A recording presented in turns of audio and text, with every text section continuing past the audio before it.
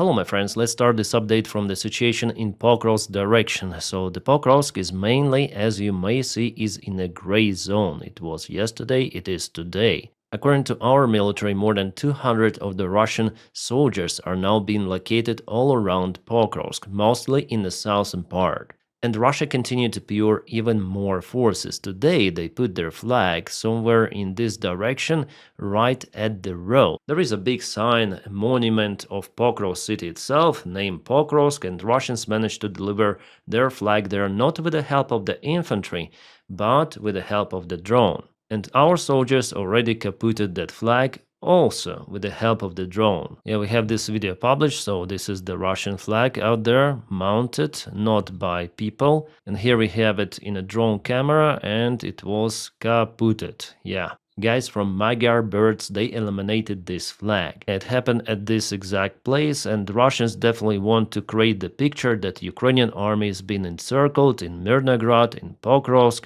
Also in Kupiansk there is no way out for Ukraine, but no, it's just a bullshit which they spread. It's the Russian propaganda, because Donald Trump and even J.D. Vance, they both say that Russia is struggling on the front lines, they propel slowly, and now Putin wants to show that we encircle Ukrainian army, thousands of the forces. That's why today, during his visit to the military hospital, Putin proclaimed that Ukrainian army is being encircled, and his proposal is the temporary ceasefire to call journalists from entire world and also even Ukrainian journalists for them to confirm that Russian army managed to encircle Ukrainians in those key cities. Well, what can I say? This proposal comes from the Putin's mind bubble. He lives in his parallel reality. Well, in this case, I would suggest if Russians are really sure about encirclement of Ukrainian army, send own propaganda journalists out there.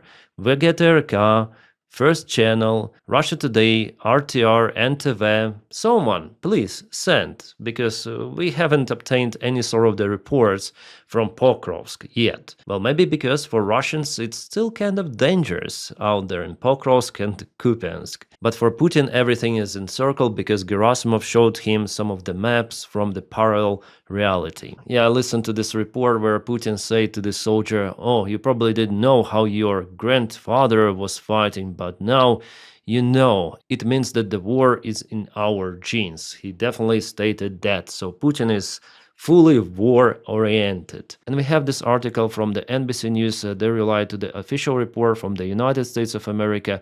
They see no sign Russia is ready to compromise on Ukraine. So Russia is full in as it was years ago. Putin wants to continue, it is clear for everyone, and probably in this video we're gonna figure out the main reasons why he wants to continue the war and not to freeze it just right now, because there is the proposal from the White House and Ukraine is ready to freeze the war at the current position, but Putin says no. Just bear with me, we're gonna review it after the frontline updates. The actual map is more or less like that. Yeah, the situation for Ukrainian army is difficult in Pokrovsk and also in Mirnograd, but it's not a disastrous encirclement even close. No, Ukraine still controls the roads, and Pokrovsk itself is in a gray area. It was not taken yet by Russians. Ukrainians have multiple of the positions inside Pokrovsk as well as Russians. It is geolocated, geo-confirmed, lots of the videos also with Russians here, with Ukrainians, different videos, confirmations. So Putin may kiss what he may kiss. His own PP saying that Ukrainian army is encircled. No. Here in the northern area of Mirnograd, Russians actually moved. Yeah, it was yesterday, it is today. They had this attack, but it was repelled by Ukraine. Yeah, they expanded the gray area, but it's not effective strike. And let me show you why, because we have this confirmation. We have drone videos. You see, Russian infantry landed in this place, but later on they were spotted and Ukrainian army managed to kaput them in this building. Still, Russia is far away from deploying their main forces. Right, about the Dobropilya direction, and this is the settlement of Dobropilya. Russians tried to reach it in August, but were not successful. Well, Ukraine is mainly keeping the advantage in the northern or northwestern side, but Russians are attacking on the south and southwest, and here they were partially successful. They went, as I showed to you, to the local building, but were after all kaputted, and this attack, well, just partial success they have as well. Here, Russians lost lots of the infantry vehicles, but finally managed to land the forces in Moskovsk. In Vladimirovka and Shakhove, two unsuccessful Russian attacks.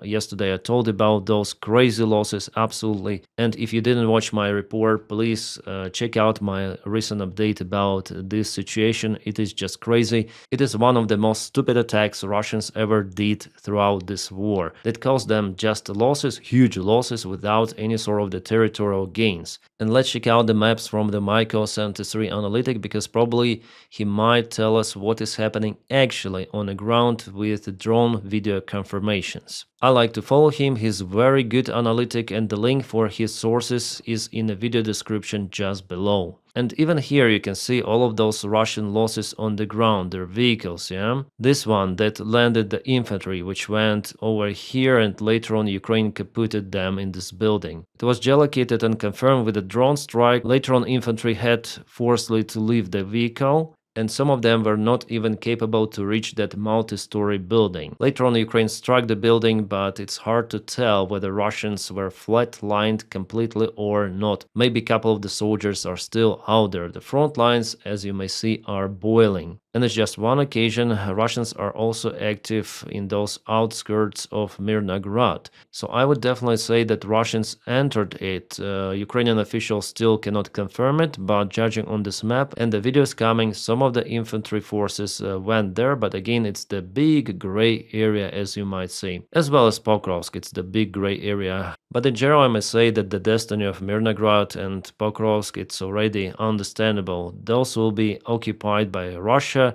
Don't be surprised about that. I told about it 1 year ago. Then I expected Pokrovsk to be occupied very, very soon. But still, Russians cannot occupy it fully after 1 year from my prediction. Crazy. I didn't expect that Russian army would move that slowly. And just imagine what losses Russians had during all of that time with all of those convoys, infantry attacks. And okay, Russians occupy Pokrovsk. It's, by the way, very important settlement. But what is next? Are they ready to go further and to vanish? Their troops continue this stupid special military operation? Just look at this picture. How many vehicles they lose without visible territorial gains? Well, at least in this northern direction. Here they expanded the gray area by a few meters. What's the use? Russians simply do not have those kind of the huge, enormous resources. Yeah, they still have more resources compared to Ukraine, but even for Russia, those losses are just crazy. Yeah, looking at this, I would say mobilization in Russia is just imminent, forced mobilization. Yeah, by the way, this is the Russian military map taken from some sort of the Russian propaganda source, where they already put in the red area the place with the Russian flag, but we understand that they deliver it basically with the help of the drone. So this entire area of Pokrovsk is the gray one. Even this one is the gray one, yeah. If there is the Russian flag, it doesn't mean that they control the situation on the ground. And you see, they want to encircle it. Yeah, there is a risk for Ukrainian army, but Russians cannot do it. No, especially in Rodinsk, they suffer. There was the Ukrainian counterattack with the BTR I showed you yesterday, so the forces were just repelled. To encircle Ukrainian group, they need to take Rodinsk. Without it, it's not possible. Zelensky also reported about the very difficult situation in Pokrovsk direction. However, in Kupiansk, for example, he said that Ukraine managed to stabilize the situation or stabilize defense, but Russians are already in the city of Kupiansk. In Kupiansk, I would say the main question goes not for the city itself, but for this entire Ukrainian group. As I mentioned to you, even yesterday, Russians cut all of the supplies to all of those villages and towns, so Ukraine will have to retreat from the place, whether we like it or not, but it's the law of physics. Without supplies, you cannot defend. Unfortunately, it's like that, but Ukraine may use the same forces to defend, for example, this part, not to let Russians outside from Kupiansk. For example, Russians could take this road for advancement during the winter times, so it's better to focus on this bridgehead that goes on the other shore of the Oskil River. Dnipropetrovsk, Donetsk, and Zaporizhia crossroad. Here Russians take some of the ground, but Ukraine performed a counterattack. Oh, so Russians put their flag there, but lost positions. Happens, as usual. And we have the confirmation from Analytic. We have it. So Ukrainian warriors were spotted, geolocated place. And we can watch the video itself. Yeah, this is the village, and Ukrainian forces are attacking Russian positions in the place. Okay, good. Oh, Ukrainian flag already instead of Russian. Which means that Russia may put all of those flags, but also in a gray zone, as you might see.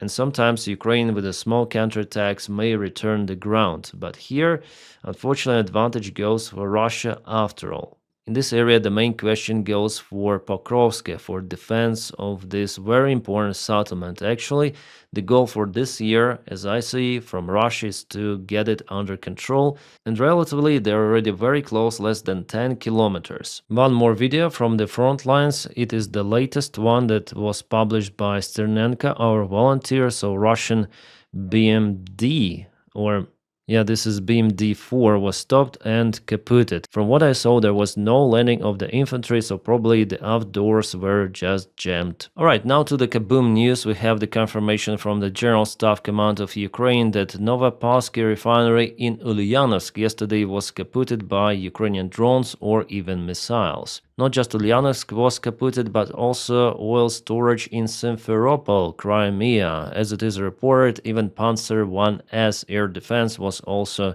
hit. Here's one more video from Simferopol. On focus, focus, come on. Yay! There is a dark black smoke coming.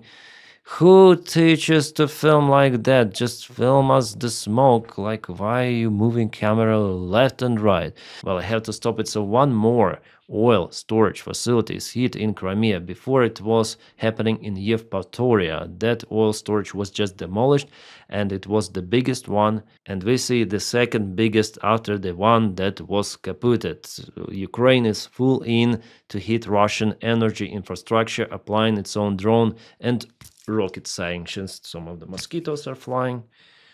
Yeah, my air defense is not that great. Interesting, one of the Russian tankers in the Baltic Sea was forced to return back to one of the Russian ports after the new American sanctions were introduced, so Donny really hit Russia hard. Who would have thought? I'm still very surprised. That's why you don't see me now probably accusing Donny of something. I want to wait a little to see what is his next move, because Putin is still not willing to stop this war. And the main problem for Russia is how it deals with those sanctions applied. It's absolute nothing. So Donald Trump, whatever you do, you will not influence us. And Donny took it personal. That's why United States is looking for intensifying the sanctions on Russia, cutting the Russian energy trade sector even harder. Yeah, United States could hit Russia with more sanctions to end Ukraine war, but first wants Europe to increase pressure. Great. Well, at least they're working in that direction, and I like it a lot. One of the biggest energy companies of India suspends Russian oil buy. The Economic Times report that it happened because of the new American sanctions. So for now at least, and it will be like that maybe for several months, those sanctions are really crucial for the Russian economy, but Putin still thinks that he can survive it, as well as Russia. So yeah, the main reason or reasons why Putin is not willing to stop this war, actually there are several of those. A Russian propaganda TV, Russia 1 and Solovyov explain the main one. They're not okay with the deal that was proposed by Donald Trump because it will raise questions inside the country, inside Russia. A deal after which they will say, well, you're trying to solve the tasks set by the commander-in-chief in December 2021, and what did you get? Those tasks are usually explained as the root causes of the war, told by Lavrov or by Putin himself, sometimes by Russian propaganda, even in this way. It is basically the Russian demand for NATO to leave all of the Eastern Europe and to let Russia what it wants to do in ex-Soviet republics, not just in Europe but also in Central Asia and Caucasus. So if Russia stops right now, ceasefire, current front line, instead of Finlandization of NATO, there's gonna be NATOization of Finland. That already happened, as Biden joked. Definitely it's like that, so Russia actually would lose more with this war than it potentially could gain with those Russian demands introduced in 2021. So basically they're openly saying like Putin will look like a fool. Millions of Russian army men flatlined or disabled. Finland, Sweden in NATO, Ukraine armed. The NATO alliance is stronger than it was before the war, even though it's not perfectly strong, as we understand with you. But it would be understandable for everyone in Russia also that the special military operation basically failed. So what did you achieve? What's the good in that? Yeah, what was the reason for this special military operation and all of those losses? And they afraid of Maidan, so of protests on Russian territory. That's the biggest fear of Putin. That is why he wants to continue this war. Yeah, there is the other reason he wants to restore the Soviet or Russian empire, but the main goal for him is to reach something that he might say, okay, we wasted so many resources, so many lives, but we achieved something interesting. Yeah, we occupied Ukraine. But if he stops now, there could be some of the questions to Putin personally, as Russian propaganda says. If you look at the situation from their perspective, definitely it's the dead end for Putin. He should continue the war. And if there is the question for mobilization of the Russian men entirely, he would do it. He would do it, or will do it, should I tell. One more reason for Putin to continue this war is that his army is busy in Ukraine. Imagine hundreds of thousands of the Russian troops coming back to Russia with weapons, because it would be very hard to trace all of the firearms. At least firearms, there could be some of the infantry fighting vehicles and tanks, as it was already with Prigozhin's army, and Putin was not capable to control even that. Actually, Putin was damn lucky to stay in power, and Prigozhin is, after all, he's a stupid guy. He could put his name in the history as the guy who destroyed the Russian Federation, but no, he decided to turn back and was flatlined later on. But I do not exclude those black swans coming once again. Then Soviet Union lost the war in Afghanistan. There were lots of the guys coming back to Russia, also to Ukraine, like ex-Soviet republics in general. And it was connected to the spike of the crime rate. The same picture was in Russia after the Chechen wars. Definitely it backfired for Russian society, Russian economy, not from the good perspective. And imagine the scale of this war. So Putin afraid to see this uncontrolled armed crowd in Russia. That's why he wants to keep those busy in Ukraine, especially knowing the attitude of the Russian command towards their own soldiers. I saw already tons of those videos how they basically torture their own soldiers. Crazy. And one more big reason for Putin to continue this war is that he is very important. Then this war isn't going. Everyone wants to call him, everyone wants to meet him. He just feels more important, and for sure he has this narcissist complex as, by the way, Donald Trump. And the reason number 4 already, I guess it's the fourth one, that Putin sincerely believes that he is able to reach his goal of this special military operation, or goals that he put in 2022. He is really paranoid about that one. He lives again in his own reality, in his bubble, and he likes that situation in general, which means that he doesn't want to stop. And stopping at the current front lines is always the option on the table. Trump is agree on that, Ukrainians agree on that. So this variant for Putin is always out there, ready to go. So why not to risk with something? And if it doesn't work, like some sort of the assault operation, well, let's agree on Trump's scenario, and Zelensky said he's ready, so there will be ceasefire for some time. So while Putin still thinks that he has some of the resources to continue this war, he will continue. Putin again with his nuclear sickness. He now tells about the Poseidon, a Russian nuclear torpedo. As Russian propaganda says, it is able to create some sort of the tsunami wave to wipe out, for example, England. That is what they say.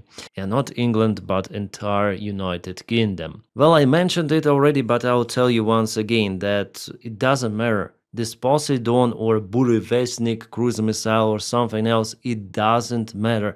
Everyone understands that Russia has capabilities to destroy this world several times. With its ICBMs that are very hard to intercept, they have several warheads to try to intercept each of them. It's not possible. So this Poseidon, it does not impress anyone in the West. No one is commenting this stuff except Putin himself. Or if there are some of the comments, they say what I tell you, that it's simply useless. Russia already has entire capabilities to nuke everything on this planet. The question is whether Putin is ready to use it. I think not.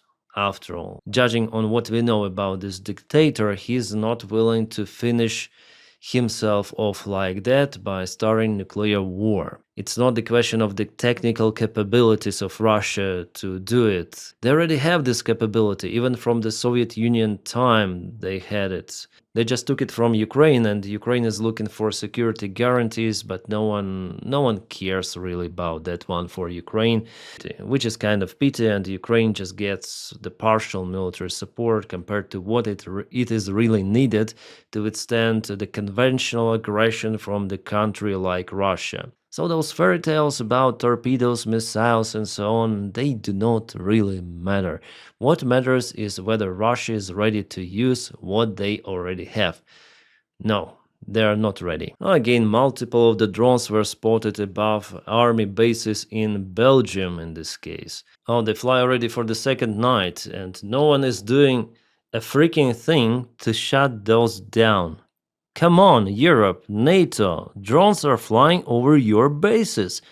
Shoot them! For some reason, no. Only over Estonian military base, the drone was recently shut down.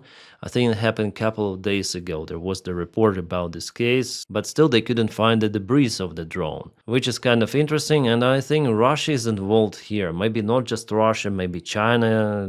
Yeah, it's terrible that there is no action against those drones over military bases. Come on. Yeah, I'm very dissatisfied with this weak reaction, but nevertheless, we'll see how it goes. My friends, special thanks to Patreon supporters and those who support me on membership of the channel. The link for my Patreon is in the video description just below. For membership, you can press join button somewhere here or there. I don't remember. Somewhere below. Thank you again so much. Without your support, my job wouldn't be possible. This content wouldn't be possible. So thank you very, very much. And if you don't have the opportunity to support me in that way, you can just press your like to this video and subscribe for the channel to move this video around YouTube algorithms. It is also crucially needed for my channel. Many thanks for that as well. Now, my friends, I wish you all a peaceful sky wherever you are, and have a great time.